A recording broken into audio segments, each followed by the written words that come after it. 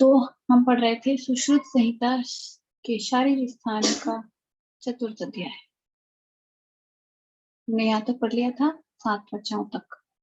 आगे बढ़ते हैं। यहाँ सबसे पहले इस लाइन के अंदर ये एक जगह संधि है और एक यहाँ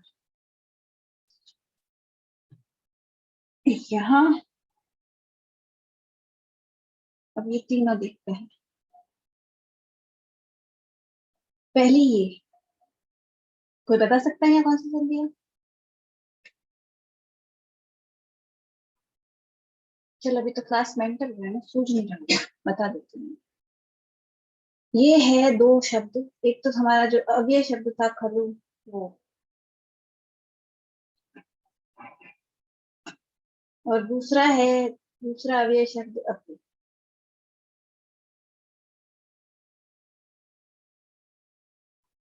ठीक है, तो यहाँ उ है और अ है और इन दोनों को व हो रहा है। ये कौन सी हुई? इको यंची से यण संधि हुई है। ठीक है, तो ये खरवा पीस से बन रहा है, तो यहाँ हमारी यण संधि है। दूसरी, अब ये तो बता पाओ यण के बारे में मैंने क्या कहा था कि अगर कहीं पर भी 2 अक्षरों की जगह पर एक हल आया हो या रल्लव जैसा,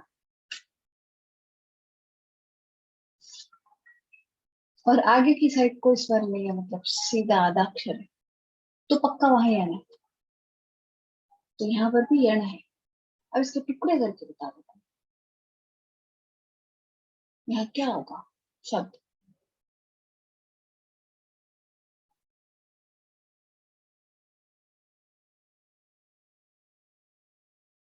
बताओ, मेरी आवाज तो सुनाई दे रही है ना सबको? Yes ma'am, clear. ओके, तो अभी बताओ यहाँ संधि कौन सी है?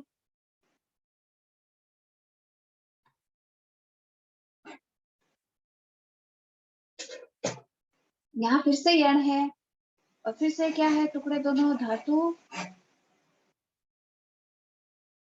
और आशय। ठीक है, और उसके बाद में यहाँ आशय और उसके बाद पीछे क्या है? अंतर। तो आशय अंतर, अंतर है, अंतर में हो आशय और अंतर। तो यहाँ क्या हो रही है? यहाँ का सवर्ण दीर्घ से दीर्घ हो रही है और यहाँ इको यणसी से यण हो रही है। यहाँ ये 2 संधियां हैं। इस शब्द के अंदर 2 संधियां हो रही है। धात्वाशयांतर मर्यादा, यहाँ कोई संधि नहीं है। कहाँ है? एक यहाँ है दीर्घ और एक यहाँ है। यहाँ कौन सी है? यण।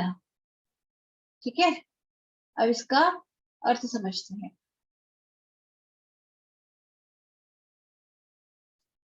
इसका अर्थ इस प्रकार है। कला, सबसे पहले क्या लिखा है? कला। कला, फिर लिखा है खलु अपि। तो कला भी, अपि का मतलब होता है भी, सप्त भवंती। तो ये जो खलु का मतलब होता है इस प्रकार से। तो ये जो ये सारी कलाएं अभी आगे देखें तो कलाएं भी 7 होती है। अभी हमने इससे भी क्यों 7 लिखा? क्योंकि हमने इससे जस्ट पहले 7 त्वचाएं पढ़ी है, इसलिए ये बोल रहा है कलाएं भी 7 होती है। ठीक है, संभवंती हुआ करती है। ठीक है, फिर क्या बोल रहा है कलाओं के बारे में? सिंपल एक शब्द में, धात्वाशयंतर मर्यादा, यानी कि धातु और आशय, अंतर यानी कि बीच में, ये भी एक तरह का अव्यय होता है अंतर में। तो धात्वाशय अंतर यानी कि धातु और आशय के मध्य में, जो बीच में एक मर्यादा का काम करती है। मतलब एक धातु है और इधर आशय है मान लो, तो इसके बीच में जो बाउंड्री का काम करती है मर्यादा, वो हमारी कला है। ठीक है, कला क्या है? धातु और आशय के बीच की मर्यादा। और ये कितनी होती है? ये 7 होती है। ये लाइन हमको ये 3 इंफॉर्मेशन दे रही है। ठीक है, अभी यहाँ पर 2 संधियां हुई है, ये बता दो जल्दी से कौन कौन सी है और क्या कैसे कैसे है। चलो इतना मत बताओ, ये कौन सी है और ये कौन सी है, पहले ये बताओ।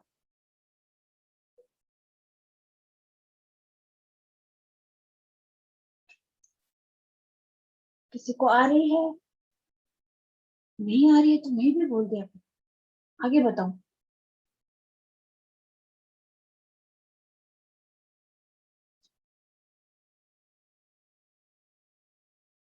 यण और दीर्घ, दीर्घ बिल्कुल सही है तुम, पर यहाँ यण नहीं हो रही है, यहाँ क्या है, श। श किसको हुआ है? विसर्ग को। और उसके बाद में क्या है, एक व्यंजन संधि है। कैसे है मैं बताती हूँ। यहाँ हम हमेशा लिखते हैं भवतः, फिर लिखते हैं च, जो कि एक अव्यय वक्र है, और फिर अत्र, ये भी एक अव्यय है। तो यहाँ दीर्घ बिल्कुल सही बताया छात्र बनाने के लिए, पर इसको विसर्ग को विसर्जनीय से स होगा, और फिर पीछे च होने की वजह से स्तोष नश्चु से श होगा। ठीक है, तो इस वजह से यहाँ क्या हो रहा है, यहाँ विसर्ग संधि है, फिर व्यंजन हो रही है, विसर्ग को व्यंजन हो रहा है, कुल मिला के इसको विसर्ग संधि लिखा जाएगा। बट यहाँ हो क्या रहा है ये पता चल गया। क्या, पहले विसर्ग को स और उसके बाद में श हुआ, तो यहाँ विसर्ग था, यहाँ च था और यहाँ अत्र था। तो बहुतः च अत्र, और अत्र यानी यहाँ, बहुतः कहते हैं, मतलब इस तरह, इस प्रकार से ये इस जो इसने क्या कहा है पहले वाली लाइन में, कि कलाएं भी धातु की तरह साथ साथ होती है, और ये धातु और आशय के मध्य मर्यादा होती है। अभी जो ये वाली लाइन है ना, मर्यादा वाली, इसके बारे में बात करते हुए बोल रहा है कि इसके बारे में और हम क्या कहते हैं, वो ये कहते हैं यहाँ यथा। यथा माने जैसे, ही, सारह, काष्ठेषु, काष्ठ में, सप्तमी विभक्ति है। छिद्यमानेषु इसके साथ लगा है, इसलिए इसमें भी सप्तमी हो रही है। तो छिद्यमान होने पर दृश्यते, क्या कह रहा है कि काष्ठ में छिद्र, छिद्यमान यानी कि उसको, एक लकड़ी है उसको ऐसे काटेंगे तभी उसके अंदर, दो कलर की होती है ना, बीच के अंदर सार भाग होता है, जो जिसको हम हार्ड वुड बोलते हैं, लकड़ी के बीच में, वो कब पता चलती है, जब हम एक तने को बीच में से काटेंगे, सेक्शन करेंगे उसका ट्रांसवर्स, तभी हमको उसके अंदर पता चलेगा कि भाई इसके अंदर बीच में ऐसी लकड़ी भी है, और किनारे थोड़ी, बीच में थोड़ी डार्क और हार्ड वुड है, किनारे थोड़ी सॉफ्ट और लाइट वुड है, ये हमें इसे कट लगाने में पता चलेगा। तो ये क्या कह रहा है कि जैसे सार काष्ठ के अंदर काटने पर दिखाई देता है, वैसे ही तथा यानी वैसे ही, यथा और तथा जब दोनों आए तो जैसे वैसे, ऐसे करके इनका अर्थ होता है। यानी जैसे काष्ठ में छेद करने पर, यानी इसको ट्रांसफर सेक्शन करने पर सार दिखाई देता है, वैसे ही, वैसे ही क्या, धातु ही, धातु भी, मांसेषु, मांस में छिद्यमानेषु, मांस में ऐसे करते हैं तो दिखाई देती है। ठीक है, और कैसे दिखाई देती है, इसने क्या बोला है, धातुआशयंतर मर्यादा, कला को धातु और आशय के अंदर मर्यादा है, लेकिन धातु को दिखाया कैसे इसने, मांस में छेद मान करके, उसमें ट्रांसफर सेक्शन करके। ठीक है,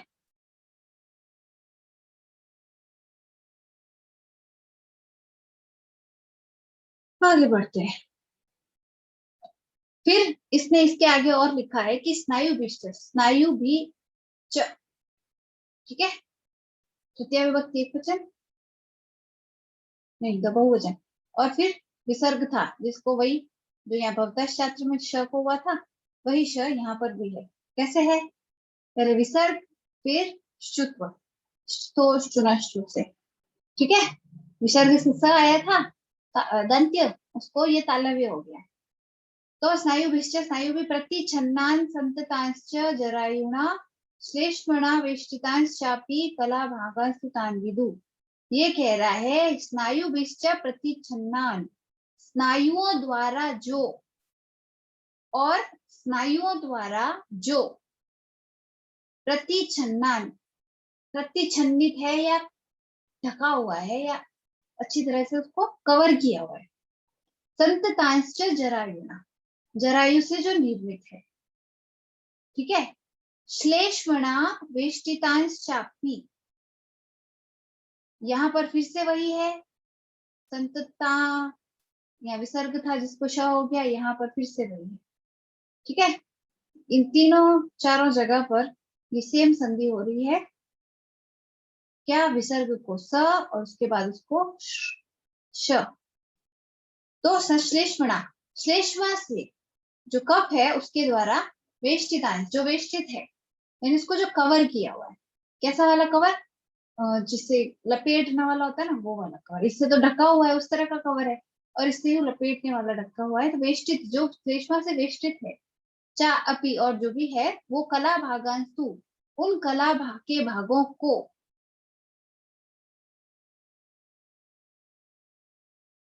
तान, हम उन उन सारे कला भागों को अब हम जानेंगे, ठीक है। वो हम कह रहे हैं सारे क्या, कला के भाग। कला के भाग क्या है, सायुग के द्वारा प्रतिछन्न है, जरायु के द्वारा संतत है यानी बने हुए हैं, श्लेष्मा श्लेष्मा के द्वारा वेष्टित है या लिपटे हुए हैं। उन कला के भागों को अब हम कहते हैं, कलाएं कितनी बताई है, 7 बताई है। आगे बढ़ते हैं, इसमें संधियां इतनी नहीं आ रही। तासाम प्रथमा, उसमें अभी क्या है, कला भी स्त्रीलिंग है, इस वजह से वैसे के वैसे जैसे उसमें था तासाम प्रथमा, वैसे के वैसे इसमें भी है तासाम प्रथमा।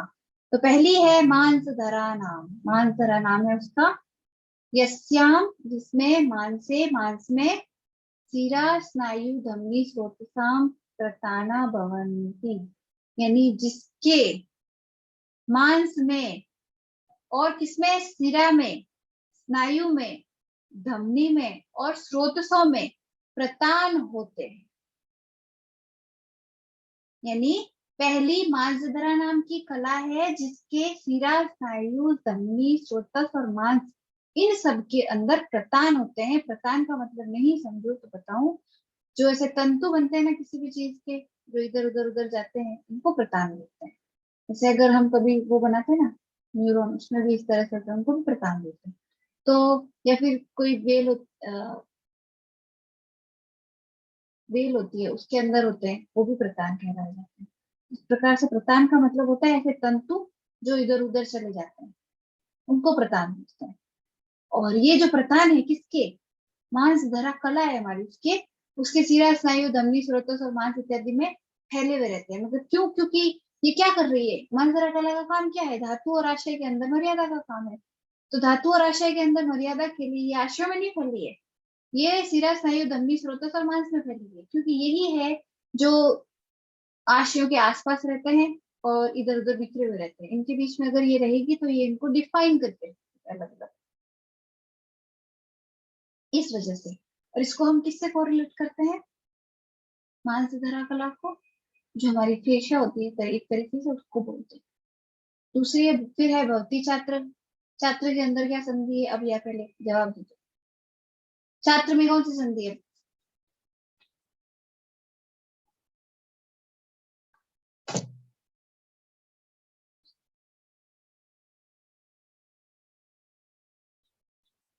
दीर्घ, एकदम सही है। तो दीर्घ संधि है यहाँ पे, च और अत्र के बीच में, दो अव्यय पद है जिनके बाद बीच में।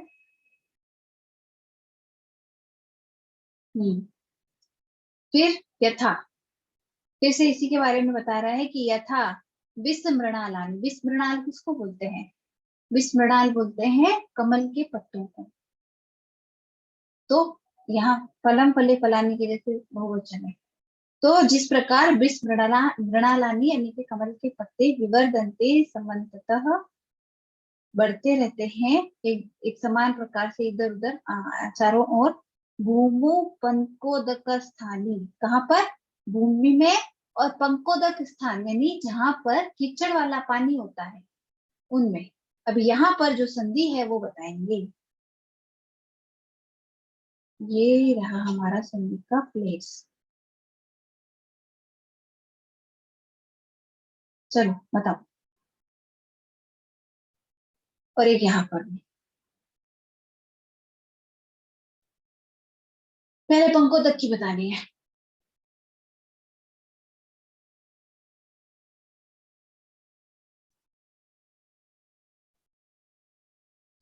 हाँ, गुण है, शब्द है इसके पंख। पंख का मतलब होता है कीचड़, और उदक, उदक यानी पानी। तो पंकोदक यानी जो कीचड़ वाला पानी है वो। स्थानीय, जो यानी कि कीचड़ वाले पानी की जो जगह होती है, उस भूमि पर जिस प्रकार से विस्मृणाल कमल के पत्ते विवर्धनते बढ़ते रहते हैं, तथा मानसे सिरादय, उसी प्रकार से ये क्या मांसधरा कला, उसी के बारे में बात कर रहे हैं, इसलिए हम उसको डायरेक्ट यहाँ से ले लेते हैं। इस श्लोक के अंदर इसके बारे में नहीं बोला है, तो हम इसको कैसे ले रहे हैं, क्योंकि जिक्र इसी का चल रहा है, इस वजह से हम इसको लेंगे कि मांस में, मांस सिरा इत्यादि में जिस प्रकार कमल के पत्ते कीचड़ वाले पानी की भूमि में फैलते रहते हैं, उसी प्रकार मांस सिरा आदि में मांस धरा कला बढ़ती फैलती है समान रूप से, ठीक है, और उसको ढकती है एक तरीके से। क्यों? क्योंकि विस्मृणाल यानी कमल के पत्ते क्या करते हैं, पानी की सतह के ऊपर ऐसे फैल फैल के उसको ढक देते हैं। तो विवर्धनते यानी बढ़ रहे हैं, और समन्तता यानी उसको ढक रहे हैं। तो वैसा का वैसा काम क्या करती है मांसधरा कला करती है, वो बढ़ के, और जो हमारे क्या मांस सिरा आदि, तो इनसे क्या लेंगे अपन, मांस सिरा स्नायु धमनी और स्रोत, इन सबको ये आच्छादित कर देती है मांसधरा कला, ठीक है। इस प्रकार से ये हमारी पहली मांसधरा कला है। अब इस सिरा दया के अंदर क्या संधि है ये बताएंगे।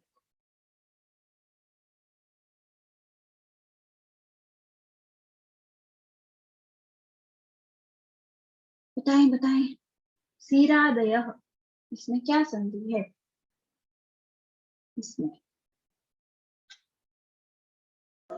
मैम पंकोदक स्थानीय में तो मैम ये हो गया ना गुण संधि। ये तो गुण हुई ना, ये तो अतुल ने बता दिया ना चैट में। ये पंकोदक, पंख उदक, ये गुण संधि है, अ के बाद में उ होने से ओ आदेश हो रहा है। अब हम सिरादय की बात कर रहे हैं, सिरादय में कौन सी संधि है?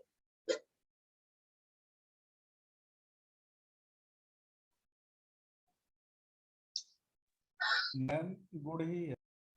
गुण नहीं है। पहली बात, गुण में कभी आ आता है क्या? ये है सिरा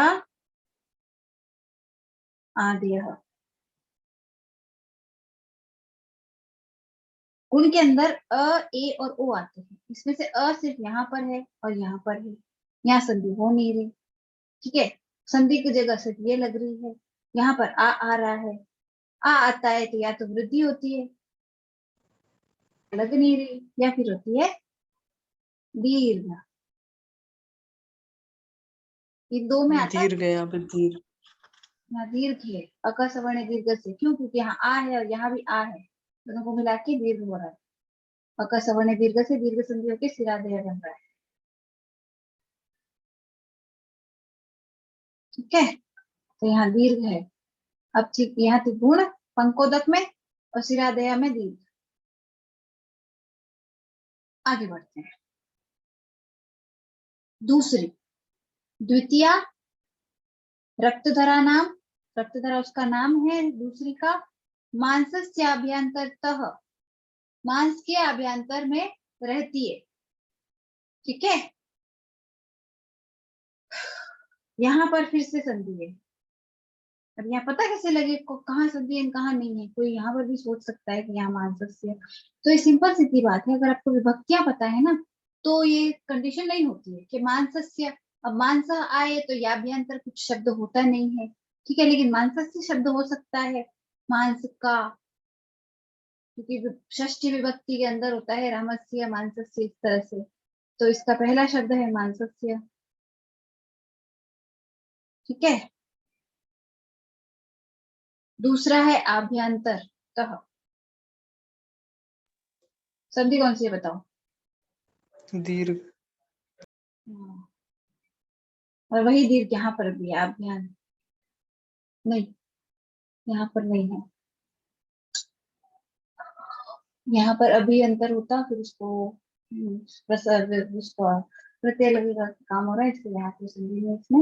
और हमारे से अभ्यंतर दीर्घ संधि है। अब यहाँ क्यों नहीं है, या में और इसमें? तो इसका सीधा सीधा है कि अभ्यंतर का जो पूरा शब्द है ये प्रत्यय लग के बनता है, तो इसमें प्रत्यय के रूप सकते हैं। प्रत्यय जब पीछे लगता है ना, तो कई बार जो पहले वाला शब्द होता है ना, उसको दीर्घ आदेश होता है। जो अभ्यंतर है उसके पीछे अगर प्रत्यय लगेगा तो उसको अभ्यंतर हो जाएगा। इस तरह से रूल्स होता है प्रत्यय में। प्रत्यय पढ़ेंगे तब देखिए। तो मांसस से अभ्यंतर, मांस के अभ्यंतर में रहती है क्या? द्वितीया, दूसरी जो रक्तधरा नाम की है, इसका काम क्या है? ये क्या कर रही है? तस्याम शोणितम विशेषतश्च शिरासु यकृतलीनोश्च भवति। तस्याम शोणितम, उसके द्वारा, उसमें जो शोणित रहता है वो विशेषतश्च शिरासु, वो विशेषतः शिराओं में, यकृतलीनोश्च भवति। ठीक है। यकृतलीनोश्च, यहाँ फिर से वही विसर्ग को स और फिर स से श, स्तोष्टुनश्चु से। ठीक है।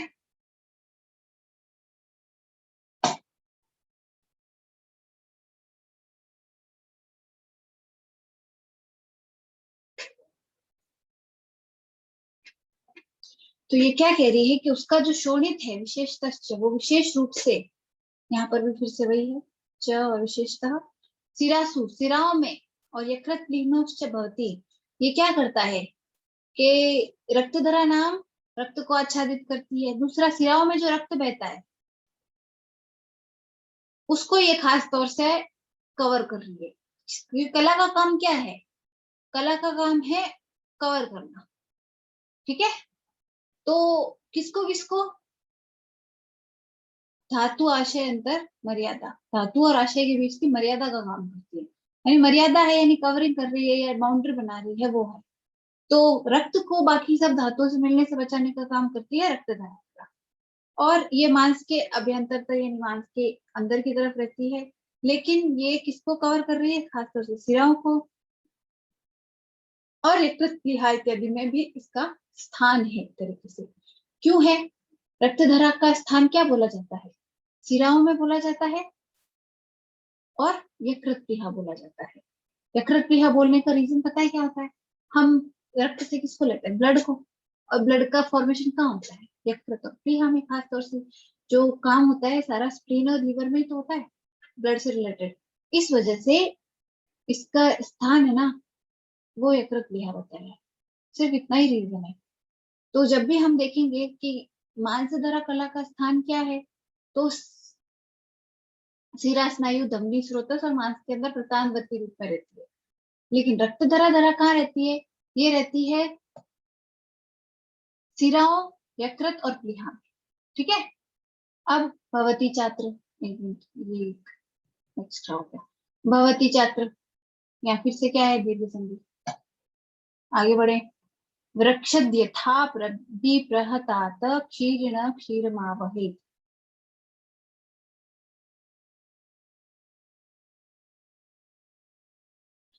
यहाँ पर पहली संधि है ये। क्या ये संधि है? पहले ये बताओ। ये संधि नहीं है। ये क्या है? ये एक संयुक्त अक्षर है। और ये कैसे आया? जब दो अक्षर मिलते हैं तो संयुक्त अक्षर बनता है। और इसके टुकड़े क्या है? द और या। ठीक है। ये श्लोक कह रहा है वृक्षाद यथा भी प्रहतात। वृक्षात यथा, तो वो जो त था उसको द हुआ है, यहाँ ये संधि है। तो ऐसा भी नहीं कह सकते कि यहाँ संधि नहीं है। वृक्षात, यहाँ का यहाँ चल गया था। वृक्षात यानी वृक्ष से, इसका जो विभक्ति वाला त था उसको द हो गया। किससे हुआ? पीछे ये आने की वजह से, ठीक है। तो वृक्षाद यथा प्रहता तक शीर्ण शीरमावहे, यानी ये क्या कह रहा है, जिस प्रकार, फिर से यथा आया, ठीक है, यथा जैसे, वृक्षात वृक्ष के, अभिप्रहतात यानी के प्रहार होने से, उसके ऊपर कुछ चोट लगने से, शीर्ण शीरमावहे, यहाँ क्या बोला है, शीर्ण, ये वर्ड यहाँ आया है, लेकिन ये विशेषक किसका है, वृक्ष का, वृक्ष की विशेषता बता रहे हैं। यानी अगर कोई शीरी वृक्ष है, सभी वृक्षों में ऐसा नहीं होता है, सिर्फ शीरी वृक्षों में होता है, तो अगर कोई शीरी वृक्ष है, उस पे अगर प्रहार किया जाए, तो जैसे उसमें से क्षीरम आवहेत, क्षीरम आवहेत, म में हलन था, फिर पीछे आया तो मिलके माँ बन गए, कोई संधि नहीं है यहाँ पर, सिर्फ दो वर्ड मिक्स हुए हैं। तो जैसे क्षीरम आवहेत, जिस प्रकार क्षीरी वृक्ष के ऊपर अभी प्रहार यानी प्रहार करने से क्षीर क्षीर निकलता है, उसी प्रकार मांसा देवम, मांस से भी, है ना, यहाँ क्या था, मांसात और एवं, पीछे जाने कंत को द हुआ है, उसके बाद मांसा देवम बना है, ठीक है। मांसा देवम, मांस से ही, क्षतात क्षिप्रम शोणितम संप्रसिच्यते, यानी क्षत होने से, मांस के भी क्षत होने से, क्षतात, ठीक है। यहाँ जैसे प्रहतात था, वैसे वैसे क्षतात, और यहाँ वृक्षात था, वैसे मांसात, और यहाँ यथा है, उसके लिए यहाँ पर एवं आया है, तथा नहीं आया, ठीक है। तो जैसे वृक्ष, शीर वृक्ष के अंदर अगर हम प्रहार करें तो उसमें से क्षीर निकलता है, मांसाद एवं क्षतात, यानी मांस के क्षत होने पर उसमें से भी क्षिप्रम शीघ्रता से, शोणितम संप्रसिच्यते, शोणित प्रसेचित यानी कि उसमें से ऊजिंग करता है ब्लड, या ब्लड निकलता है, ब्लड बहता है, तो उसका रीजन शोणित निकलता है, एक तरीके से रक्त निकलता है। तो मांस के प्रहार पर प्रहार होने से क्यों निकलता है, क्यों, क्योंकि मांस में स्थित है, ठीक है। मांस या अभ्यंतरतः, मांस के अभ्यंतर स्थिति होती है और रक्त को कवर करती है, यानी मांस में रक्त है, और इस मांस में रक्त है, इसको कैसे प्रूव किया इन्होंने, जैसे कि शीरी वृक्ष में शीर होता है, इसको कैसे प्रूव करते हैं, उसको प्रहार करते हैं तो उसमें से शीर निकलता है, वैसे वैसे मांस पर प्रहार या उसकी क्षत होने पर मांस की, उसमें से ब्लड निकलता है, इसका मतलब उसमें शोणित है, और वो मांस में मिक्स क्यों नहीं होता, रक्त धरा कला के कारण, ये रक्त धरा कला का काम है, ठीक है। तो ये हुई हमारी दूसरी कला, रक्त धरा कला। समझ आ गई सबको, जब ज्यादा देर आवाज नहीं आती ना तो मन नहीं लगता मेरा, जल्दी बताओ, आगे सबको रक्त धरा कला।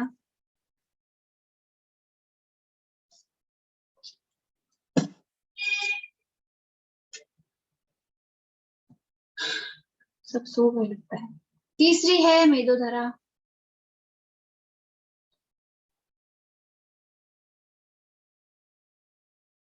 ठीक है।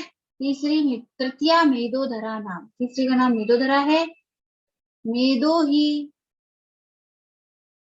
सर्वभूतानां उदरस्थम अण्वस्थिषु च महत्स च मज्जा भवति,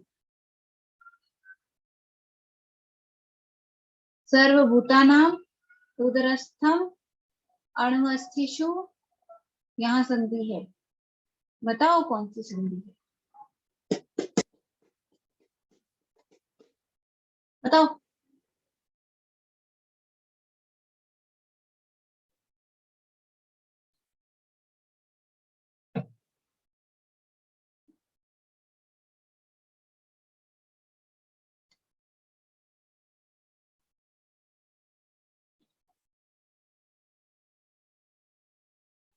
यहाँ कौन सी संधि है, चलो मैं टुकड़े करती हूँ, तब तक बता पाओ तो बता देना।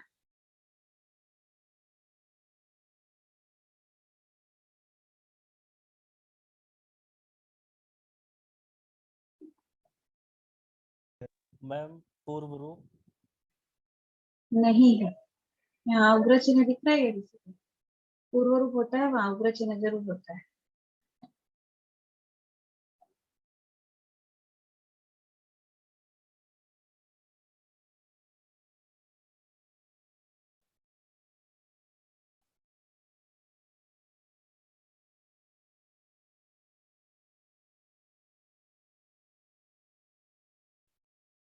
मैं इस जगह की बात कर रही हूँ, ठीक है।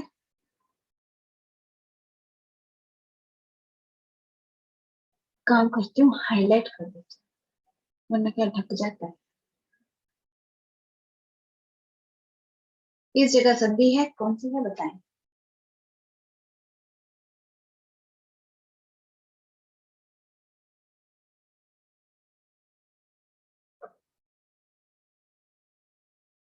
चलो मैं बताती हूँ, नहीं आता है ना तो बोल दिया तो नहीं आ रहा। यण यण संधि आई। हाँ, यण संधि है। अणु अस्थि, उ और अ को ब हो रहा है इको यंशी से, ठीक है। यहाँ यण संधि है। तो ये शब्द क्या है, सर्वभूता नाम उदरस्थम अणु अस्थिशु।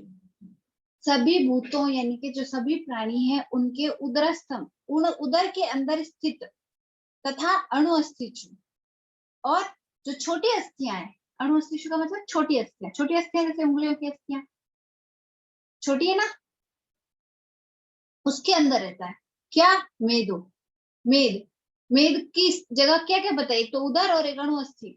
तो अणु अस्थियों के अंदर छोटी अस्थियां, उसके अंदर मेद भरा हुआ होता है। और कहाँ भरा बोला इसने, उदर में। तो जब बढ़ता है तो पेट ही बढ़ता है ना, जब फैट बढ़ता है मेद ही फैट है। तो इसे क्या जगह किसकी बताई है, मेद की बताई है अभी तक, मेदोधरा कला की नहीं बताई। इसको धारण करने वाली मेदोधरा कला है। और ये मेद की जगह बता रहा है कि सभी भूतों यानी सभी प्राणियों के उदर में स्थित और अणु अस्थिशु यानी छोटी अस्थियों के अंदर है। छोटी अस्थियां क्यों लिखी है, इसका एक्सप्लेनेशन देते हुए इन्होंने पीछे लिखा है, महत्सु च मज्जा भवती, यानी जो बड़ी अस्थियां हैं उनके अंदर मज्जा होती है। बोन मैरो जिसको बोलते हैं अपन, मज्जा धातु से हम वही लेते हैं। सप्त धातु होती है पता ही ना। तो मेद, रक्त, रस, रक्त, मांस, मेद, उसके बाद अस्थि होती है, फिर मज्जा आती है। तो यहाँ अस्थि के अंदर मज्जा का निवास बोला जाता है। तो वे जो बड़ी अस्थियां है सिर्फ उन्हीं में मज्जा होती है। जो छोटी वाली है जैसे कि हमारी फिंगर, मतलब ये जो फैलेंजेस है वगैरह, या कार्पस है, वो सारी है अणु अस्थियां। तो इनके अंदर इन्होंने, आचार्य सुश्रुत ने इनके अंदर मेद का स्थान बताया है, न कि मज्जा का। मज्जा को इन्होंने बड़ी अस्थियों में ही माना है। तो यहाँ थी हमारी एक इकलौती संधि, यण संधि, अणु और अस्थिशु के बीच में, ठीक है। और हम इस लाइन का मतलब समझ गए होंगे सब, फिर से एक बार बता देती हूँ फिर भी।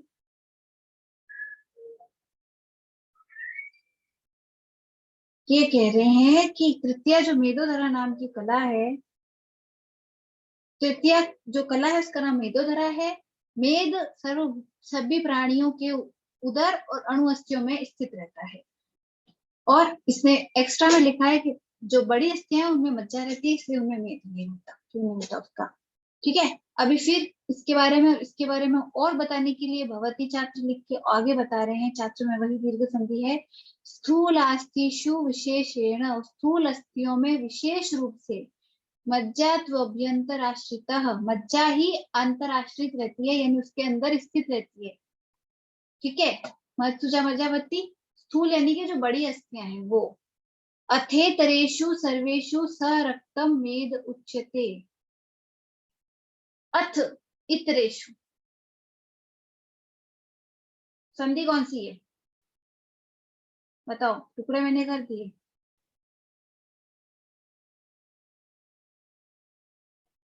फिर मैं इसका अर्थ बताती हूँ, सभी बताओ जल्दी।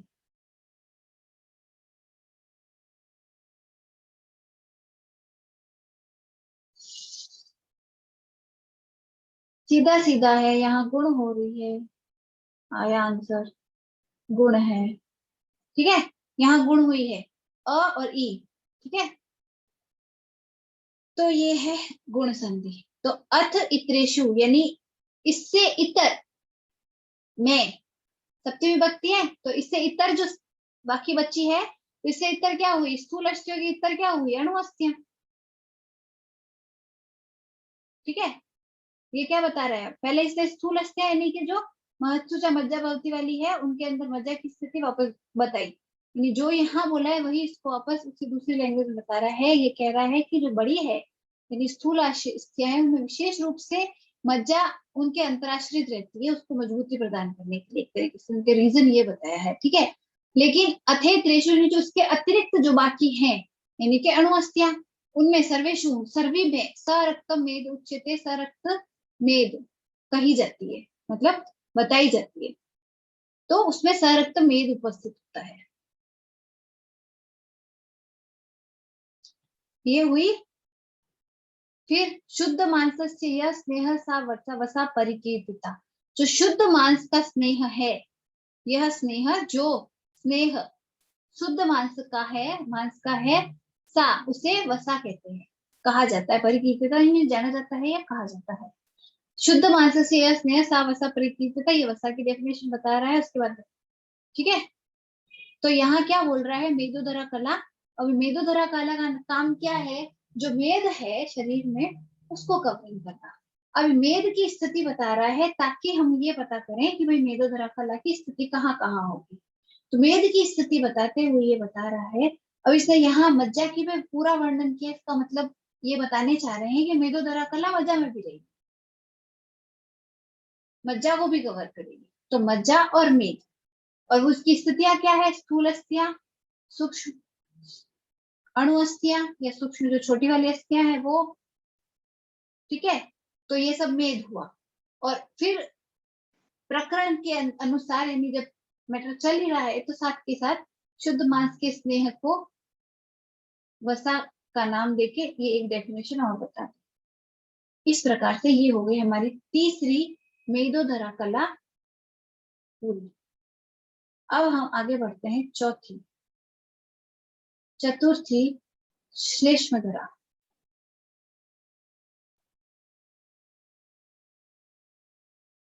चतुर्थी श्लेष्मधरा नाम, जो चौथी हमारी कला है उसका नाम है श्लेष्मधरा। इसे हम अगली मतलब दोबारा क्लास ज्वाइन करने के बाद स्टार्ट करते हैं। ठीक है, मैं इसको बंद कर रही हूँ, सभी हाथ ज्वाइन कर लेना।